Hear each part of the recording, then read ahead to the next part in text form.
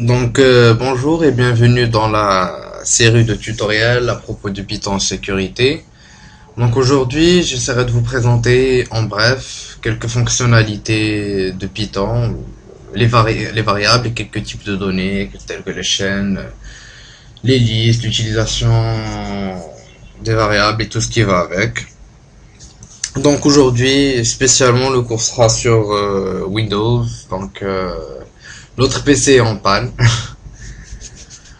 On commence directement par les variables. Donc, on exécute ici notre Python.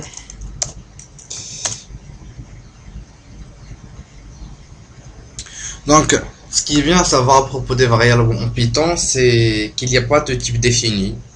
Donc, on est vraiment dans le modèle orienté objet à peu près parfait. C'est vraiment un langage très très complet, très très facile d'utilisation comme vous le saurez. Donc, pour définir une variable en Python, c'est très très facile. Il suffit de lui donner un nom, par exemple var, et lui affecter la valeur qu'on veut. On lui donne par exemple 14. Pour afficher, il suffit de taper le nom de la variable. Donc ceci c'est pour une variable de type entier, un nombre, un chiffre, ce que vous voulez. Par contre, pour les chaînes de caractères, il faudra les taper entre guillemets. Donc bienvenue. Et on remarque que si on tape var, ça s'affiche avec un seul guillemet des deux côtés. Donc ça veut dire que c'est une chaîne de caractères. Et on remarque que si on affiche de cette façon, on retrouve notre chaîne de caractères sans guillemets. Ce qui veut dire que une fois que vous tapez le var sans le print, ça vous donne votre ça vous donne votre ce qui est dans la variable, mais ça indique grâce aux deux guillemets que c'est les deux apostrophes pardon, que c'est une chaîne de caractères. Par contre, avec le print, ça affiche directement.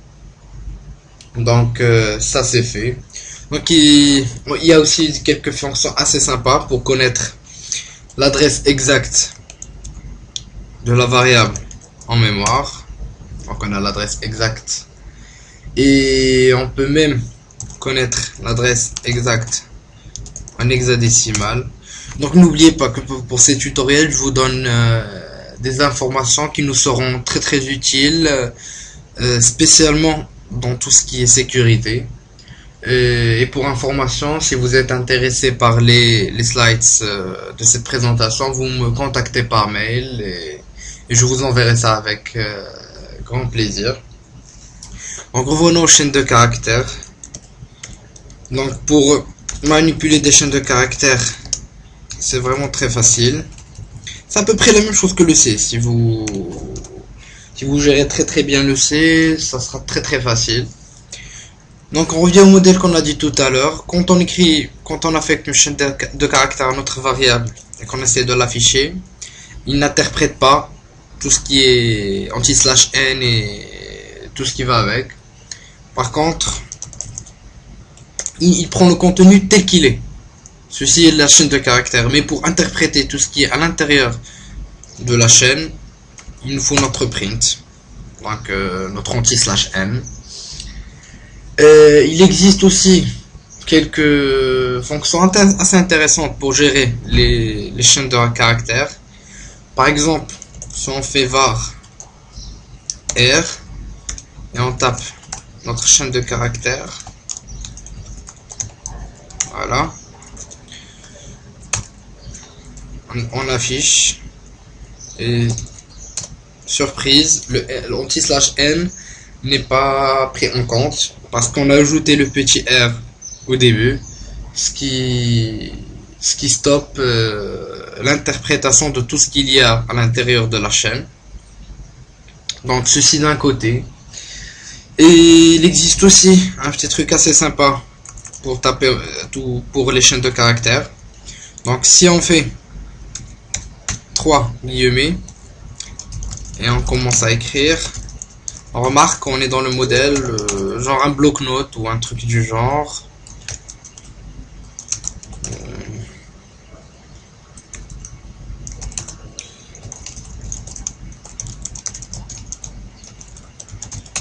Donc il suffit de taper 3 autres pour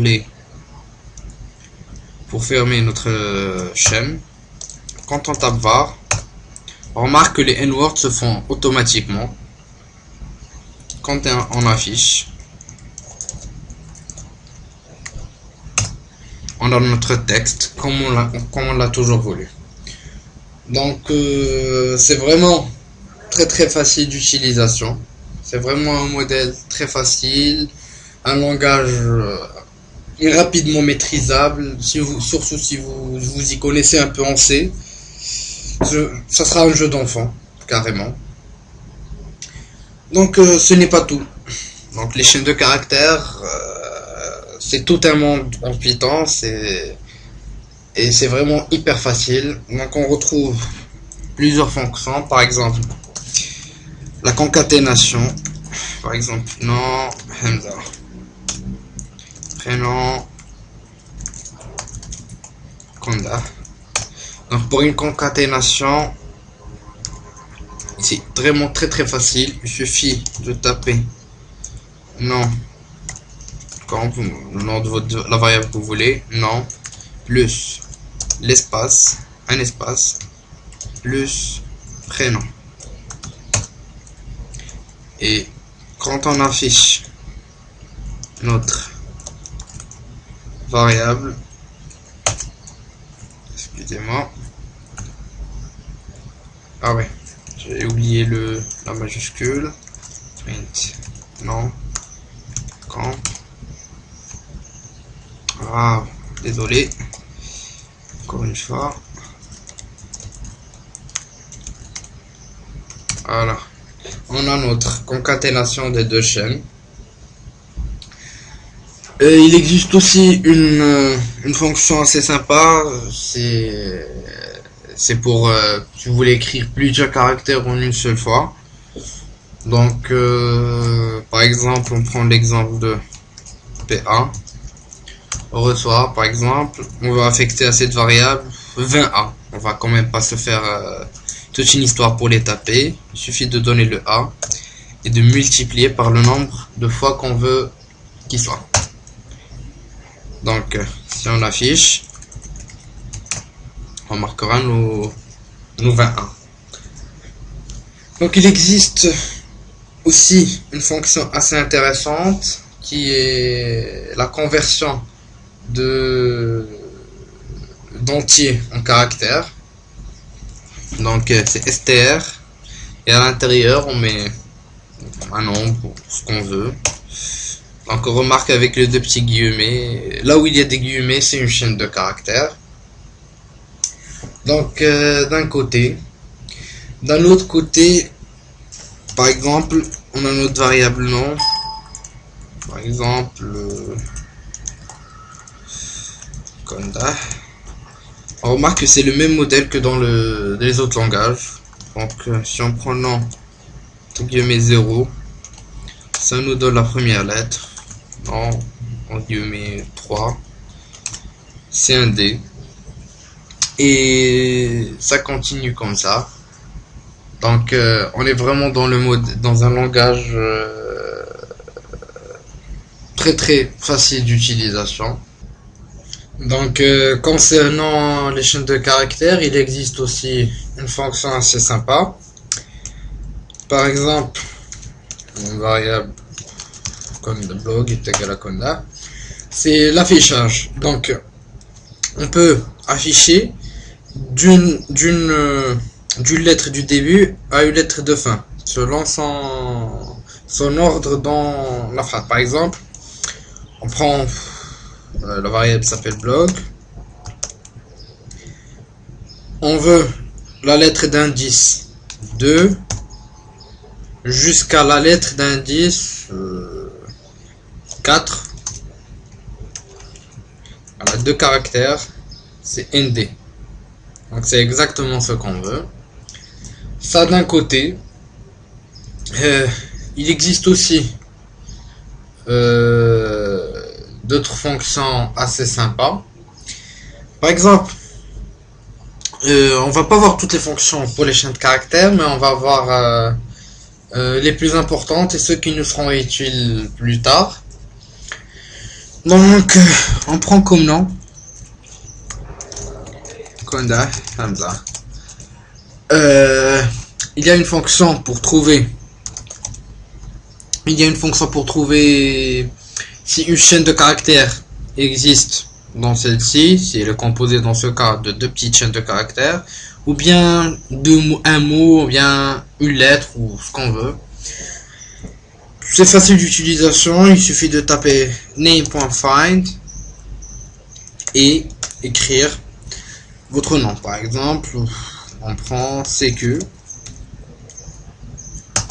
Si la chaîne n'existe pas, ça nous retourne un -1. Par contre, si la chaîne existe, par exemple on prend Hamza,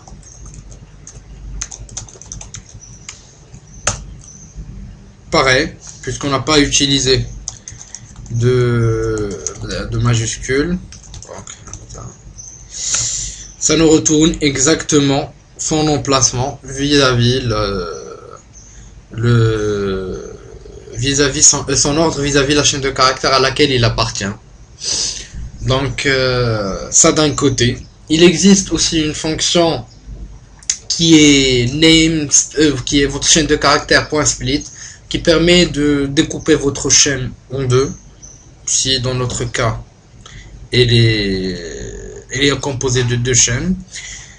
Enfin, il y a deux côtés. Ça peut couper directement à partir de l'espace, ou bien à partir de chaque petite lettre qu'on définit nous-mêmes. Donc on verra les deux cas. Donc name.split.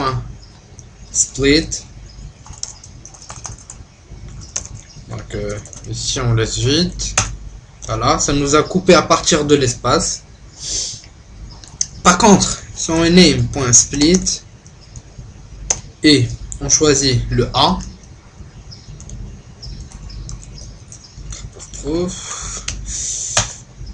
voilà, on a le KOND puis le A qui n'existe pas, le H puis l'autre H qui n'existe pas, puis encore une fois entre H et l'autre, et en dernier recours. Donc c'est une fonction qui peut nous être assez utile pour après. On a aussi une fonction assez sympa qui peut nous aider à remplacer une lettre par une autre. Par exemple, name.replace. On choisit la lettre qu'on veut remplacer, par exemple le A, par le E.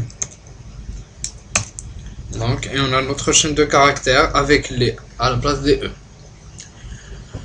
Donc, il existe aussi côté affichage des chaînes de caractères ou autre, ce qu'on préfère. Donc, si on prend par exemple la variable nom et qu'on veut afficher ça selon avec un petit message, donc il suffit de choisir de mettre le nom et pourcentage S avec un petit pourcentage non name dans notre cas, et voilà, ça s'affiche. Mais on peut aussi afficher plusieurs choses, par exemple le âge, on lui donne 21. Si on a utilisé en tant que chaîne de caractères, donc il suffit de taper le nom et de prendre pourcentage S et l'âge étant pourcentage S. Ici, avec un pourcentage, nous avons de variables suivies bien sûr. Donc H, et à l'affichage, bingo, on a ce qu'on cherche. Donc ceci concernant les chaînes de caractères, ceci est suffisant pour notre formation en sécurité.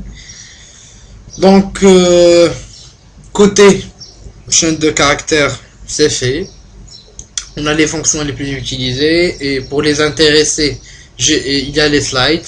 Donc vous me contactez par mail et je vous les envoie sur le champ. Il y a à peu près toutes les fonctions qui existent. Donc côté tout ce qui est nombre et calcul, on a les fonctions les plus connues, le plus, le fois et tous les opérateurs qui existent. On a aussi les opérateurs AND, les opérateurs et ou OR, on a le tout à peu près. Donc ceci c'est pas de ce côté c'est pas un problème, tout est clair. Donc je préfère qu'on passe directement à un type de raison de données qui est les listes. Donc les listes en Python, c'est vraiment très facile à utiliser. Donc une liste c'est quoi? Une liste c'est comme si vous voulez une structure en C, à peu près, puisqu'on ça peut contenir des nombres, des chiffres, des chaînes de caractères, les 2, les 3, tout mixé. Et c'est vraiment très facile à utiliser. Donc on va voir ça tout de suite. Donc pour l'utilisation, il suffit de taper liste, vos chiffres par exemple, 2, 3, 4, 5, et ça crée votre liste. Donc comme vous le voyez ici. Pour connaître la longueur de votre liste, il suffit de taper len et en paramètre liste. Donc on a une liste composée de 4 éléments. Il y a aussi une petite astuce assez sympa. Donc vous pouvez faire ceci, par exemple une liste composée elle-même d'une autre liste. Excusez-moi, donc le cut disons 9. Ouais, j'ai fait une petite erreur. Donc liste est égal à 1, 2,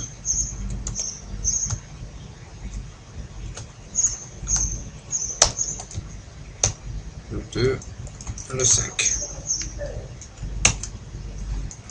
Donc si on affiche, on aura nos éléments comme ceci, une liste dans une autre. Donc on peut aussi connaître la longueur de notre liste qui est dans l'autre liste. Donc il suffit de faire len mylist, notre liste, donc liste, et sa position par rapport à la liste. Donc notre cas c'est à 2 et on ferme, et là on a la longueur de notre sous-liste qui est 2. Donc pour insérer un élément dans une liste, c'est vraiment très facile. Donc il suffit de taper le nom de votre liste, .insert, la position où vous voulez insérer, puisque vous voulez insérer, 7 par exemple, et là on a notre élément inséré. Donc comme vous le voyez, les listes c'est vraiment très facile à utiliser. Donc on recrée une petite liste, on vérifie que ça a bien été créé. Donc aussi il existe une fonction intéressante qui permet de changer l'ordre, de renverser l'ordre carrément. Ici se remarque que le premier est devenu le dernier, le dernier le premier, pour faire un reverse de votre liste. Mais il existe aussi une fonction pour supprimer un élément de votre liste. Donc, il suffit de taper del, votre liste, et l'adresse de l'élément que vous voulez utiliser. Par exemple ici on veut supprimer le premier élément, le deuxième à partir du 0. Donc si on affiche, on a le deuxième qui est supprimé. Donc j'ai juste oublié de vous montrer un petit truc. Donc votre liste, elle peut être composée de nombres, de chaînes de caractères de caractères. Donc, excusez-moi, j'ai fait une petite erreur. Donc, liste, ressort 2, 3, une petite chaîne, une lettre, et on vérifie tout ça. Donc, j'espère que ça vous a été d'une petite aide. Donc, c'est juste une petite intro à tout ce qui va nous aider après dans notre formation sécurité. J'espère que ça vous a intéressé. Donc, je vous invite sur mon blog si vous êtes intéressé, condartsecurity.wordpress.com. Donc vous êtes les bienvenus et puis j'espère que je vous ai aidé, que je vous ai apporté une petite valeur ajoutée et à bientôt pour le nouveau tutoriel.